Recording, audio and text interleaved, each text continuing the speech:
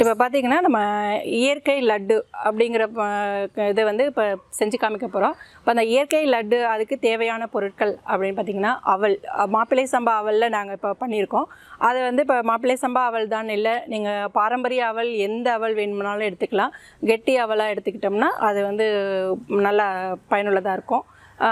அதில் வந்து இப்போ மாப்பிள்ளை சம்பா அவல், கருப்பு கவுனி அவல், சிவப்பு கவுனி அவல், குள்ளக்கார் அந்த மாதிரி நிறைய வெரைட்டிஸ் இருக்குது. நீங்கள் அதில் எது கிடைச்சாலும் எந்த அவல் வேணாலும் உபயோகப்படுத்திக்கலாம். இப்போது நம்ம அதை வந்து என்னென்ன தேவையான பொருட்கள் எப்படி செய்யலாம் அப்படிங்கிறத பார்க்கலாம்.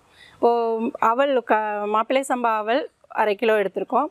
அடுத்தது அதை வந்து மிக்சியில் போட்டு பொடி பண்ணி எடுத்து வச்சுக்கணும்.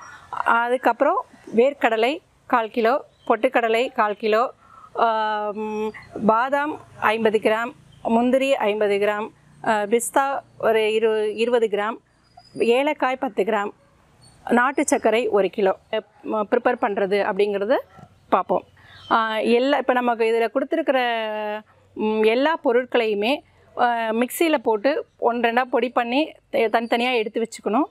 அதில் வந்து அவல் பொடி பண்ணினதை போட்டு தண்ணீர் மிக்ஸ் பண்ணி அதை வந்து புட்டு பதத்துக்கு கிளறி எடுத்துக்கணும்.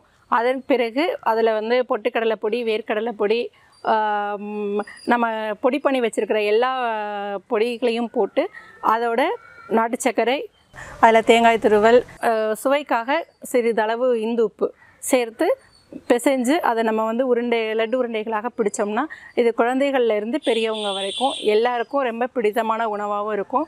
அதே சமயம் ஹீமோகுளோபின் லெவல் அதிகரிக்கிறதுக்கு தேவையான சத்துள்ள உணவாகவும் இருக்கும்.